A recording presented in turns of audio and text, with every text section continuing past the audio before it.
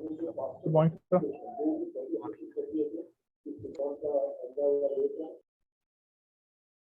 Good morning, sir. आवाज Audible है properly? Yes, sir.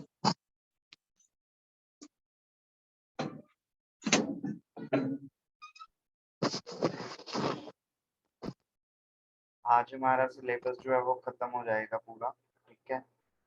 तो टॉपिक कर रहे थे कल स्टॉक टेकिंग का, ठीक है। स्टॉक टेकिंग के बारे में बात चल रही थी। क्या होता है स्टॉक टेकिंग?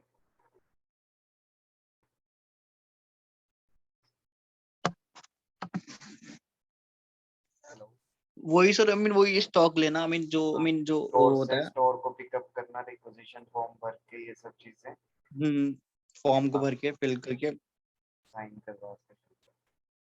उसके बाद दो तरह की इन्वेंट्रीज आती हैं, गणेश कल बता रहा था, मंथली इन्वेंट्री मेथड और perpetual inventory method. Yes, sir. क्या होता Yes, है sir. Monthly inventory method? कुछ आइडिया? सर मंथली में सर कोई भी मतलब कोई भी आइटम का हम मंथली में एक बार, हम मंथ में एक बार उसको रीचेक करेंगे, मतलब क्वांटिटी का मतलब वो करेंगे। मतलब जैसे अगर 10 पीसेस है तो हम 10 पीस का काउंट लेंगे कि अगर 10 पीस है तो 10 पीस है, तो मंथली हम मंथली बेसिस पे करेंगे।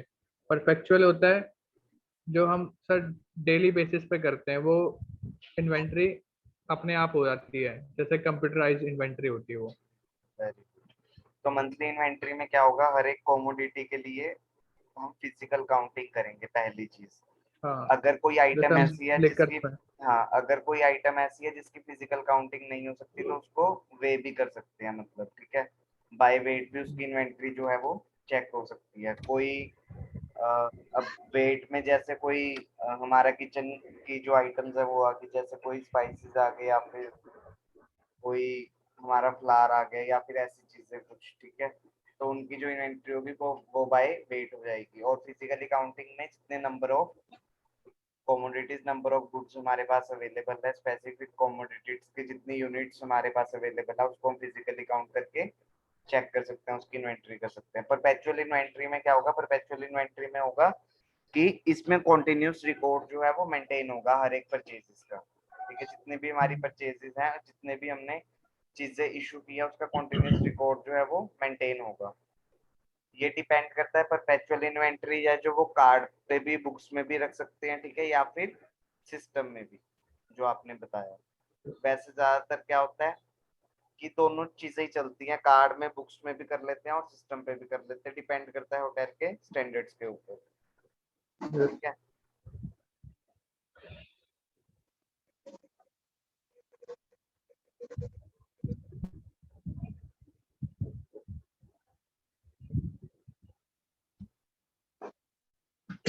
एक फॉर्मूला है value of closing stock. Value of closing stock को हम कैसे कैलकुलेट करेंगे? क्लोजिंग स्टॉक कितना है हमारे पास, उसको हम कैसे चेक करेंगे? कोई आइडिया? क्लोजिंग स्टॉक क्या होगा वैसे? सर जो हम मंथ में है सर, जो हम जितना भी अपना स्टॉक बचा हुआ है वो क्लोजिंग स्टॉक आ जाएगा। तो उसको कैसे चेक करेंगे? कोई फॉर्मूला उसके लिए?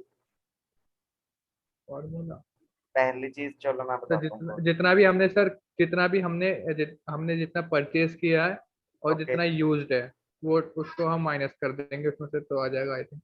अच्छा तो चलो मैं बताता हूँ। पहला आएगा value of opening stock. Opening stock की जितनी वैल्यू है plus purchases during the period, उस टाइम के हाँ, दौरान कितनी ओके परचेजेस हमने की, परचेज, यस यस।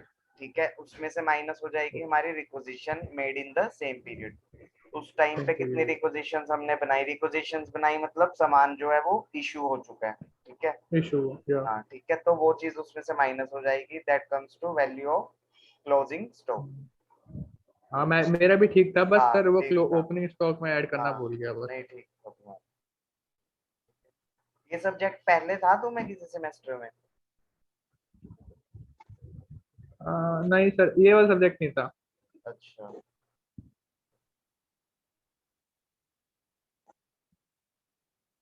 कॉमर्स का सर, मैं कॉमर्स से हूँ, दैट्स व्हाई अच्छा थोड़ा बहुत। कॉमर्स थी तुम्हारे पास। स्कूलिंग दिल्ली से ही रही है तुम्हारी? हाँ सर। दिल्ली सही है, एयरपोर्ट सीनियर सेकेंडरी स्कूल। अच्छा,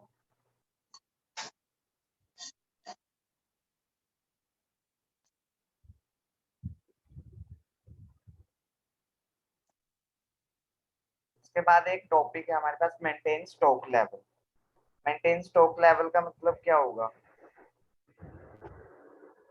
तो जितना भी अपना स्टॉक हमें चाहिए हाँ, होटल में, जितना नेसेसरी है ठीक है, उतना हमारा होना चाहिए। उसको जिसे हमने हम मेंटेन पार करके स्टॉक्स रखना है। भी हाँ, मेंटेन हाँ, करना पड़ता है हाँ, ऑल्सो। ठीक। The level at which an item of stock is to be held in stores, sellers at any point of time of the business in a particular trading period is called stock level. वो level किसी भी stock का, ठीक है, जो होना चाहिए stores में किसी स्पेसिफिक टाइम में, किसी भी बिजनेस में, उसके बाद एक पर्टिकुलर ट्रेडिंग पीरियड के लिए, ठीक है, एक पर्टिकुलर टाइम पे हमारे पास कितना स्टॉक जो है वो कम से कम रहना चाहिए, ताकि जो हमारा ऑपरेशन है वो स्मूथली, इफेक्टिवली और एफिशिएंटली रन जो है वो हो सके। तो उसको हम कहते हैं maintain stock level. The following are the determinants of stock level. Stock level के ये सब चीजें जो है वो डिटर्मिनेंट्स होती हैं। तो पहली चीज आएगी हमारे पास the rate of the budget available. हमारे पास बजट कितना है, उस हिसाब से हम जो स्टॉक है वो अपना परचेज कर पाएंगे। मार्केट ट्रेंड, मार्केट के क्या ट्रेंड्स हैं। स्टोरेज स्पेस अवेलेबल, स्टोर हमने स्टॉक ले लिया बट हमारे पास स्टोरेज स्पेस ही अगर प्रॉपर नहीं होगी अवेलेबल, तो हम उसको स्टोर कहाँ पे करेंगे, इसलिए स्टोरेज स्पेस जो है वो भी होनी चाहिए। उसके बाद आता है shelf life of the item. Item जो है उसकी शेल्फ लाइफ कितनी है, वो जल्दी खराब होने वाली तो नहीं है। ये सब चीजें जो है हमें वो चेक करनी है। उसके बाद आता है हमारे पास next issuing control. Issuing control का क्या मतलब होगा? तो वो भी तो जो मतलब भी सर, चीज हम इशू करवा रहे हैं, तो मीन उस चीज पर कंट्रोल रखना। मीन ये नहीं कि मीन कि मतलब नहीं है तो हमने आई मीन इशू करा लिया, बिना अभी किसी यूज नहीं उस चीज का नेसेसिटी तो के हमने इशू। चीज इशू करवा दी। हाँ। तो establishing standard and standard procedure for issuing control should address the following concern। मतलब पहली चीज है कि कोई स्टैंडर्ड जो है, स्टैंडर्ड प्रोसीजर जो है वो बने होने चाहिए किसी भी आइटम को यस सर। इशू करने के लिए। इसका पहला आता है हमारे पास सेटिंग अप पर रिक्विजिशन सिस्टम, वही जो मोस्ट कॉमन है, हर एक जगह पे यूज होता है रिक्विजिशन सिस्टम। फिर आता है प्राइसिंग द रिक्विजिशन। तो पहली चीज है सेटिंग अप पर रिक्विजिशन सिस्टम में। Requisition system is a highly structured method for controlling issues. All storeroom issues should be made against a written requisition signed by authorized person, often the chef। Requisition system जो है एक highly structure method है, किस लिए? Issues को control करने के लिए। जितना भी हमारा सामान इशू हो रहा है उस चीज को कंट्रोल करने के लिए एक रिक्वेजिशन सिस्टम है, जो वो एक बहुत ही हाईली स्ट्रक्चर मेथड है। इसका मतलब क्या हुआ कि रिक्वेजिशन से हमें पता लग पाएगा कि हमने कितना स्टॉक कहाँ पे किस टाइम पे इशू किया है। Yes sir.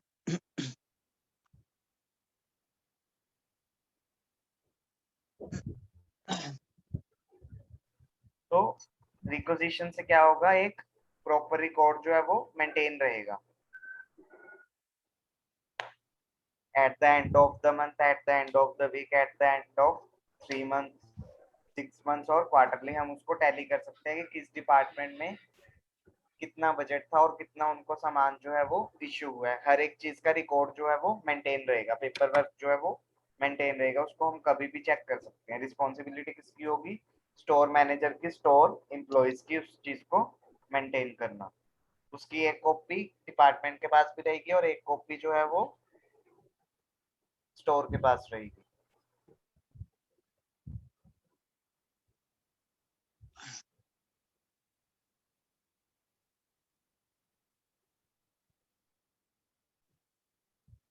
Whenever practical, it is advisable that requisitions should be submitted in advance to enable the storeroom clerk to prepare the order without haste। ज्यादातर क्या होता है कि जो रिक्वेजिशन है वो एडवांस में ही दी जाती है। Yes advance sir. में जो स्टैंडर्ड है वो यही है कि एडवांस में देनी चाहिए, ताकि जो स्टोर के एम्प्लॉयज है वो हमारा ऑर्डर जो है वो प्रिपेयर कर सके। सामान मंगा सके। अगर कोई चीज नहीं भी है तो वो अवेलेबल करवा सके। बट होता क्या है, होता क्या है होटल्स में? Yes. बताओ, ट्रेनिंग किया, तुम्हें पता होगा। नहीं सर, कई बार हमारे होटल में पूछना सर हमने यही होता है हमारे होटल में तो सर एडवांस में होता है। 2 दिन पहले ही बोल देते हैं। अच्छा, वो तब बोलते होगे अगर कोई बैंक्वेट का फंक्शन होगा, नहीं तो नॉर्मली पता है क्या होता है? हाँ रिक्वेजिशन बनाई, सामान जो जो चाहिए था लिख दिया, उसके बाद बोल दिया हाँ। कि इमरजेंसी चाहिए, जो जो है वो ले आओ, बाकी मंगवा लेंगे। अच्छा। ये हुआ नहीं कभी तुम्हारे साथ? No, sir. नहीं, होती नो है सर, ये चीज। पैसे पहले ही एडवांस में देने पड़ते थे सर। अच्छा, सही है। अच्छा होटल था मतलब। Yes sir. हाँ स्टैंडर्ड्स sir. कहीं पे डिपेंड करता है, पॉलिसीज के ऊपर, स्टैंडर्ड्स के ऊपर, कहीं पे मेंटेन होते हैं, कहीं पे मेंटेन नहीं होते। ठीक है, 5 स्टार कैटेगरी है तो ऑलमोस्ट ऑलमोस्ट मतलब होगा ही हर जगह जो है मेंटेन। छोटी प्रॉपर्टीज में कई बारी नहीं होता, बिकॉज बजट भी डिपेंड करता है और काफी फैक्टर्स है जो डिपेंड करते हैं उसके ऊपर, इस वजह से। Yes sir. तो वैसे जो स्टैंडर्ड है वो यही है कि एडवांस में देनी चाहिए हमेशा रिक्वेजिशन, ताकि जो स्टोर पर्सनल्स जो है वो आपका ऑर्डर प्रिपेयर कर सकें। ठीक है, अगर कोई चीज नहीं है अवेलेबल तो उसको भी वो अवेलेबल करवा दें। अलग अलग वेंडर से कांटेक्ट होते हैं हर एक चीज के लिए, तो वो करवा सकते हैं।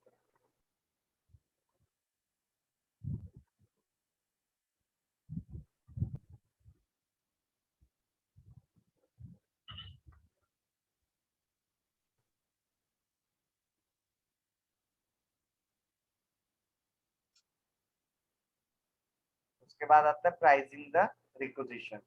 प्राइसिंग द रिक्वेजिशन में pricing of commodities, the various methods of pricing the requisitions are as follows.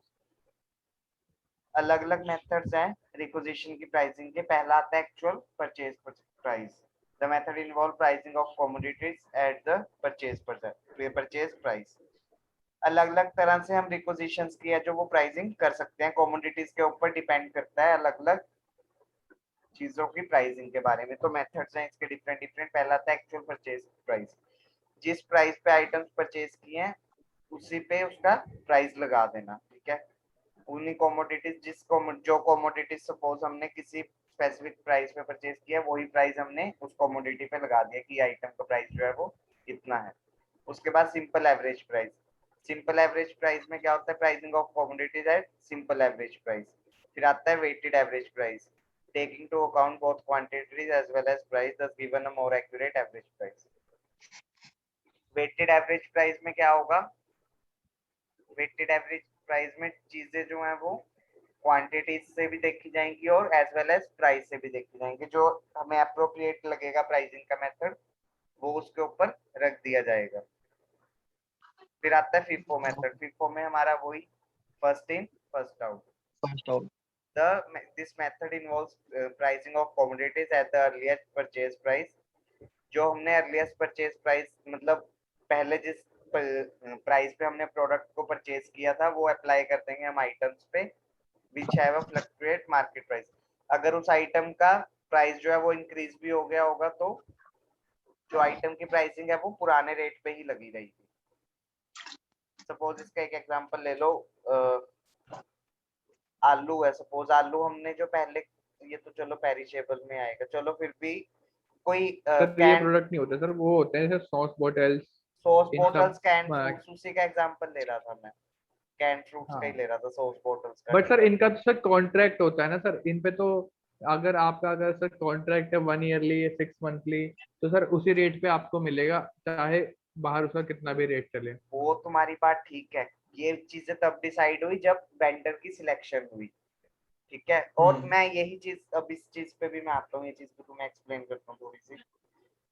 Hotel ने कॉन्ट्रैक्ट दिया, ठीक है, एक एग्जांपल ले लो, चलो बाहर आलू जो थे वो 20 रुपए किलो थे। ठीक है, सर वेंडर ने हमें रेट दिया 34 रुपीज पर केजी का।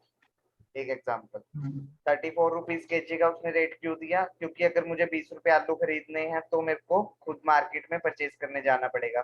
आलू 1 2 3 4 हफ्ते में 1 2 3 बार आएंगे ही आएंगे होटल में। एक एग्जांपल ले लो, ठीक है।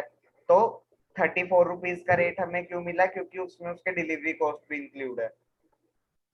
डिलीवरी भी तो वो डेली करके जाएंगे, ठीक है। हर एक चीज हमने सिर्फ ऑर्डर देना है, बाकी सब काम उनका रहेगा। इसलिए जो होटल है वो एग्री कर गया एक्स्ट्रा प्राइस पे करने में, ठीक है। वो चीज तुम्हारी ठीक है, मैं इस चीज से पूरा एग्री करता हूँ कि जो तुम कह रहे हो कि कॉन्ट्रैक्ट होते हैं ये वो, बट कई बार अगर कंपनी से रेट इंक्रीज हो गए तो उस केस में नहीं हो पाएगा। नो सर, आल्सो ऐसा नहीं होता।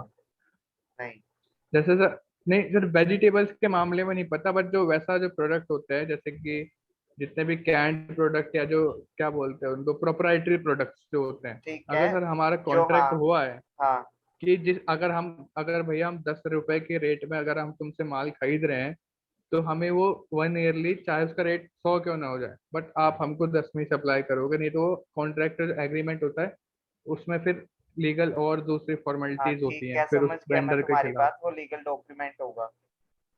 हाँ बट सर, ये तो होते ही ना कॉन्ट्रैक्ट, इसको बोलते हैं सर, ये कॉन्ट्रैक्ट साइन होता है जब तक, इसलिए इससे पहले, क्योंकि वेंडर सिलेक्शन होते हैं, फिर वेंडर सिलेक्शन के बाद फिर अपना डिफरेंट काइंड ऑफ वेंडर अपना अपना सैंपल लेके आते हैं, फिर अपना रेट लेके आते हैं, फिर हमारा क्वालिटी और क्वांटिटी के बिहाफ पे हाँ हम अपना ठीक है, एक प्रोडक्ट चूज करते हैं। बिल्कुल ठीक है, बिल्कुल एग्री करता हूँ मैं हाँ, इस फिर बात से। ऐसा होता है। हाँ सर, शायद अभी शायद रूल चेंज हो गया हो, ऐसा भी हो सकता है। रूल चेंज की बात नहीं है, डिपेंड करता है होटल टू होटल के ऊपर। हाँ सर, वो होटल तो वो हाँ, ये भी ये डिपेंड ये करता है। चीजें हैं थोड़ी सी। पेरिशेबल का मैं मानता हूँ, ठीक है, पेरिशेबल हाँ ये चीजों हाँ, केस पैसे में तो तो सर ऊपर नीचे ले जाती हाँ है। उसमें तो होता ही है। उसमें तो यही रहेगा कि नहीं भाई, चाहे मंडी में रेट इंक्रीज हो गया चाहे डिक्रीज हो गया, अगर हमारा कॉन्ट्रैक्ट हुआ तो उसी रेट पे हुआ होगा, ठीक है। बाकी जहां तक मेरी नॉलेज है, मुझे लगता है कि जो ये प्रोप्राइटरी गुड्स की बात है, इसकी चीजें चेंज हो सकती है, इसके वेंडर्स जो हैं वो नॉर्मली चेंज होते रहते हैं। Yes. ये चीज है, और कुछ नहीं है, ठीक है। मैं तुम्हें गलत नहीं बोलूंगा, हो सकता है यहाँ नहीं पे नहीं मैं सर, भी बिल्कुल गलत हूँ, सर। ठीक है ना। नो तो सर, ऐसा शायद हम, ऐसा लगता है हम दोनों गलत हो। तो ऐसा नहीं होता उसमें, चलो कोई बात नहीं। तो ये नॉर्मली एक सिर्फ मेथड्स बताए गए हैं, होटल्स में क्या हो रहा है क्या नहीं, that is a different thing. Commodities की प्राइसिंग कैसे कर सकते हैं उस चीज के एक सिंपल मेथड बताए हैं। ये टॉपिक वैसे इतना इंपॉर्टेंट भी नहीं है, बट ठीक है अगर है तो पढ़ लेते हैं, और कुछ नहीं है, ठीक है। तो बेसिक इसमें आपका यही था, एक तो स्टॉक लेवल्स को मेंटेन करना, issuing control, issue taking, stock taking, ये सब चीजें। क्वेश्चन बन सकते हैं इसके ऊपर, role of a store keeper, ठीक है, या फिर एक क्वेश्चन आ सकता है importance of store and role of a store keeper. ये चीजें एक ऐसे मतलब 2-3 क्वेश्चन ज्वाइन करके एक बड़ा क्वेश्चन आ सकता है। ये सब चीजें हैं इसके अंदर। कोई इसमें मतलब रॉकेट साइंस तो है नहीं इस सब्जेक्ट में वैसे भी, वो तो पूरी Yes, हमारी sir. एचएम में ही नहीं है, ठीक है ना, बिल्कुल बेसिक सी चीजें हैं। तो यही है बस जो है, ठीक है।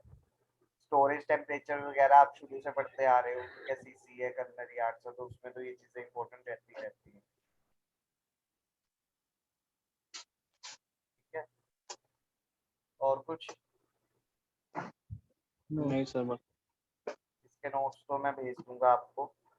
बाकी बच्चे क्यों नहीं लगाते क्लासेस, वो कैसे देंगे, नोट से दे देंगे फिर? और पता नहीं सर, हम्म? वो ये तेजस्वी सर बच्चे हैं किसी सर। का मन होता है नहीं होता, क्या? वो ये सर किसी का मन होता है नहीं होता क्लास जब लगाने का, वही है। क्लासेस रेगुलर तीरा जिंदर सर लेते थे तब लगाता था कोई? तब भी हम 4 लोग आ रहे हाँ, दोस्त कभी खाली, कभार। कभी कभार आ गया सही वही।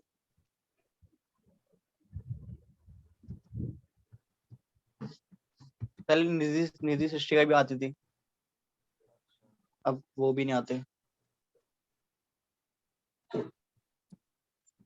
सर एक्चुअली सर बात है सर, मेन कि हम आए या ना आए, मतलब हम नहीं, मतलब वो आए ना आए, कॉलेज को कोई फर्क नहीं पड़ता।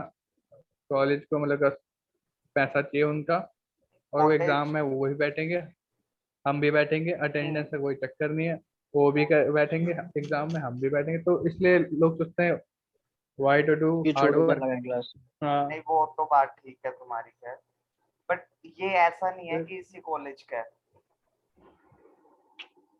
हर एक जगह नो पे सर, मैं ऐसी। बता रहा हूँ। हाँ हम्म। ठीक ठीक है कि हर एक जगह पे ये है, अब कोई खींच के तो लाएगा नहीं नहीं किसी को, सर। ठीक है ना।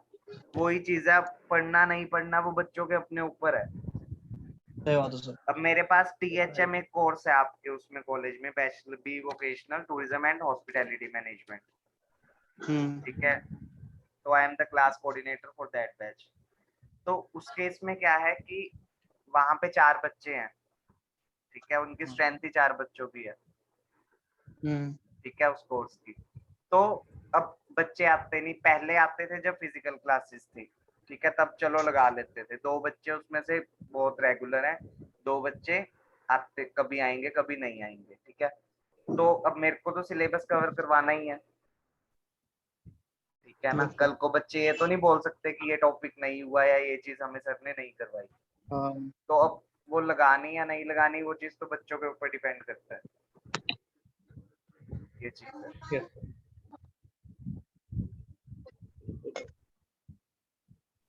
फिर सर इसीलिए बच्चे सोचते क्या क्या करें क्लास हाँ में तो आके। वही, और एक आजकल वैसे ही वो ऑनलाइन वाला काम हुआ होगा, हाँ, उसमें वैसे भी कोई ध्यान रखेगा।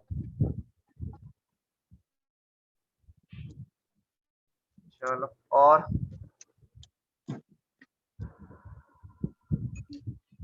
बस तो सब बढ़िया। अच्छा, इम्पोर्टेंस क्या होगी स्टोर कीपर की, मतलब रोल क्या रहेगा स्टोर कीपर का? सर उसका सबसे बड़ा रोल है पूरा होटल के अंदर फ्लो का, स्मूथनेस का। हम्म, अगर सर हमारे पास इन्वेंट्री ही नहीं रहेगी, स्टॉक ही नहीं रहेगा, ओके, अगर हमारे पास स्टॉक ही नहीं रहेगा डेली का, जैसे डेयरी चाहिए हमें, मिल्क चाहिए रोज चाय के लिए, तो सर वो ही नहीं रहेगा तो फिर हमारा पूरा बैलेंस बिगड़ जाएगा, उससे हमारा पूरा F&B मतलब कि ऊपर नीचे हो जाएगा ना सर, सेल्स पे इफेक्ट पड़ेगा। सर स्टोर तो इसलिए कीपर स्टोर की, सर हर इसलिए उससे वो जुड़ा, हर मेंटेन करने के डिपार्टमेंट से लिए जुड़ा होता है सर। वो तो सर जुड़ेगा। बोलो बोलो। बस सही और इसी से फिर सर इसलिए रिसाइकल चलती है पूरी। स्टॉक मेंटेन नहीं हो पाएगा फिर हमारा, तो हाँ फिर सर। फ्लो बिगड़ जाएगा, ऑपरेशन नहीं हो पाएंगे हमारे सक्सेसफुल होटल के अंदर। ठीक है, तो स्मूथली का सर कैसा भी इसको मेन ऑपरेशन ढंग से नहीं हो पाएगा सर। ठीक है। चाहे वो सर किसी भी डिपार्टमेंट में हो। अच्छा, मेरे को पहले अब एक चीज बताओ, तुम्हें MST के और उसके मार्क्स मिल चुके हैं असाइनमेंट्स के? हम्म। हम्म? हाँ सर सर तो मिल रहा कितने मार्क्स थे MST में? गणेश के ही ज्यादा थे, है। है ना? मैंने सोचा कितना, मैं बताऊं कितने थे? 38, उसके 38, कृष्णा के हाँ सर 25, मैं सिर्फ वो 15 सबसे नंबर कम के है। से छूट गया था। छूटा कैसे? मेरे को यही चीज नहीं समझ आई, कैसे छूट गया? मैं मतलब पेपर चेक कर रहा सर हूँ, मुझे छूटा इतना अजीब लगा, मैं कह यार कि अटेम्प्ट ही नहीं, नहीं नहीं वो किया वाली हुआ बात। पेपर। सर अटेम्प्ट नहीं करता सर, मैंने आई मीन अटेम्प्ट नहीं करता सर, ये वही बात थी। पूछ रहा हूँ कि अटेम्प्ट क्यों नहीं करा हुआ, कहीं जाना था? हाँ सर मैंने ऐसी सर ऐसी था, I mean, ये जाना था। फिर सर ये था कि आई मीन फिर एक तो सर 10 नंबर का क्वेश्चन तो चलो लास्ट का सर छूट गया था कि टाइम वो टाइम बहुत आई मीन टाइम के टाइम भी छूट गया था। अब आगे सर ये बात थी कि जाना था इस वजह से। नहीं तो यूनिवर्सिटी तो सर अच्छे से करके आई मीन अच्छे से देंगे। 12 नंबर का क्वेश्चन आएगा एक तो सर अच्छे से उसको अच्छे से लिखेंगे।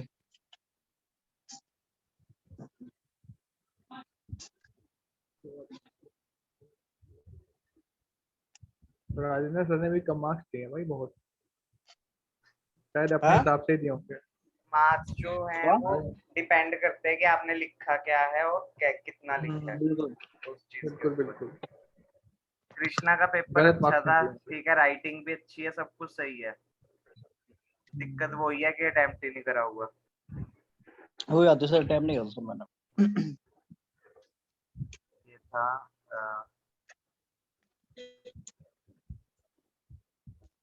सर इस बार मैंने अच्छे से पेपर लिखा है, मतलब लिखा है बट मैंने साफ सुथरा नहीं लिखा, ज्यादा लिखा है, थोड़ा थोड़ा साफ सुथरा, बट इतना नहीं लिखा क्लीन जितना मैं लिखता हूँ एक्चुअल।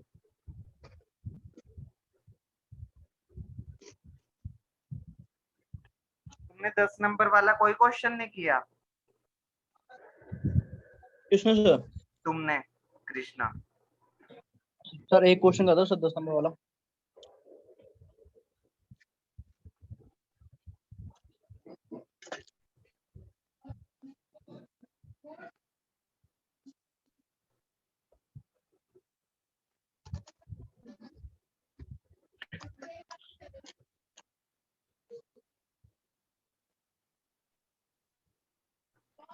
तुम्हारे पास सर notes? वैक्सीन लगा ली सर आपने? नहीं अभी नहीं। तुमने लगवाई किसी ने? दिल्ली में तो होगी शुरू। सर शुरू तो हो गई बट लगवा ली। किसी कोई- काम की नहीं है वो। नहीं वैक्सीन नहीं रजिस्ट्रेशन। खत्म है। अच्छा, तो कोई रजिस्ट्रेशन है वहाँ पे वैक्सीनेशन के लिए? यस सर है तो सही, सारी बुक है सर। मैं इससे इनसे ट्राई कर रहा हूँ, जैसे निकलती है तभी बुक हो जाती है सारी की सारी। गणेश कल रात में मैंने बुक करी है अपने उसकी भाभी की और उनकी। तुमने अरे लगवा दी अपने कृष्णा? तुमने अपने एरिया में किया होगा ना ब्रो। हाँ। मेरे एरिया में किया है क्या? मेरे एरिया में देखिए तुम्हारे जरा। एरिया में नहीं हो रही शायद, 110080। हमारे एरिया में तो हो रही है। गुस्सा मत दिला फिर मुझे इस बात पे। कल ही रात को करिए। मैं क्या, मेरे को नहीं आता करना? What do you mean? हमारे एरिया अच्छा आता है। चलो, वो बताओ मेरे को पहले कि नोट्स मिल गए? नोट्स किस चीज के चाहिए? तुम्हें बस इसी यूनिट के चाहिए होंगे, बाकी सबके एक बार चेक करो, बताओ मेरे को कि है या नहीं। सर वही बता सर, पूरे ही दे दो सर एक बार में हमें सर। पूरे? तुम तो कह रहे थे कि है तुम्हारे पास। सर है बट मिल ही नहीं रहे। वो चलो सर बता दो कहाँ तक है वो है हमारे पास। एक मिनट।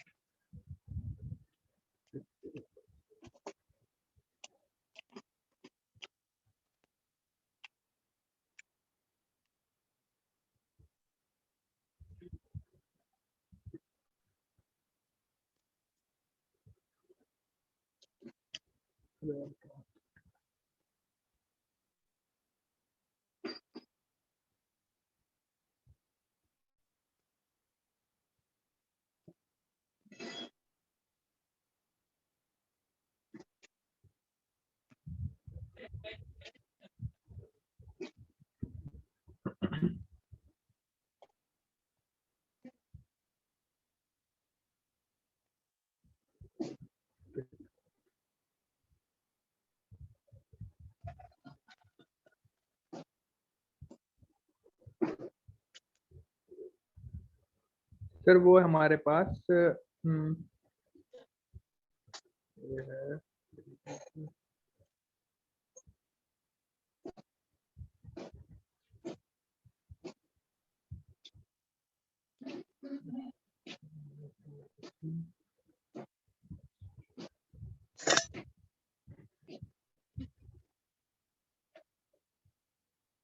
कुछ डिवाइड भी नहीं किया और क्या है ये? क्या क्या है टॉपिक सर बताना। लेआउट। सर लेआउट वाला सर सेकंड यूनिट है अपने पास, फर्स्ट और सेकंड यूनिट। फर्स्ट रीडिंग है।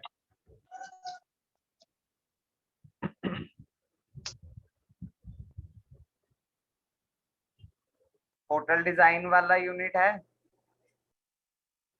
हाँ सर वो है, और ओके। सेकंड है, ये थर्ड नहीं है।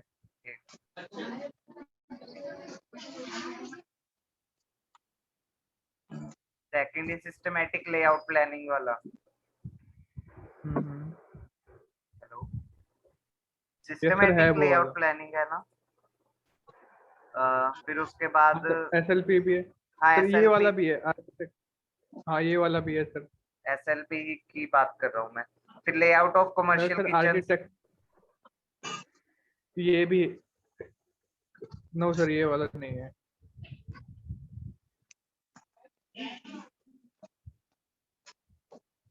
अच्छा, और सर ये आर्किटेक्ट कंसिडरेशन भी है, ये वाला भी है अपने पास। 6th यूनिट मैंने तुम्हें और सेंड की थी, 7th में आज सेंड कर किए। देता हूँ, ठीक है। 5th और 4th सेम सी है तुम्हारी, तो मैं इसको सेंड कर दूंगा। लेआउट ऑफ कमर्शियल किचन और वो जो हमने करा था, ये यूनिट तो मैंने ही करवाई है तुम्हें, जिसमें wet grinding area, chef letter, ये सब ये चीजें सर थी। ये वाला भी आपने सेंड किया हुआ है सर हमें, कमर्शियल किचन अच्छा वाला। हाँ, पोर्ट एंड पैन बस वॉशिंग एरिया, जिसमें अलग अलग वो थे बस लेआउट 50 कॉन्फ़िगरेशन, एल शेप, हाँ यू बस शेप। 50 यूनिट कर दीजिए और 7th कर दीजिए, 5th ये और 7th। 50 है एल शेप यू शेप वाली, जो हमने डिफरेंट हाँ डिफरेंट अरेंजमेंट्स किए थे ये लेआउट सर कॉन्फ़िगरेशन में। ये है नहीं तुम्हारे पास? हाँ ये वाला भी है मिल गया है मुझे। नहीं तो मैं कर देता हूँ, उसमें कोई दिक्कत नहीं है। नहीं है सर। चलो रुको एक मिनट रुको, लाइन पे ही रहना, मैं बताता हूँ।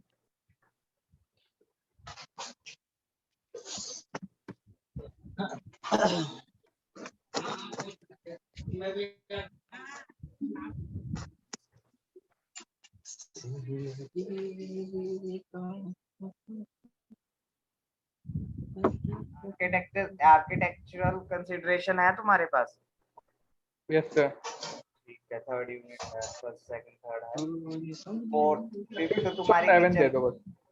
सेवंथ। हाँ हाँ आइलैंड वाला हाँ। ठीक है, बस फिर तो हाँ सेवंथ ही रहेगी फिर तो, और कुछ तो बचा नहीं।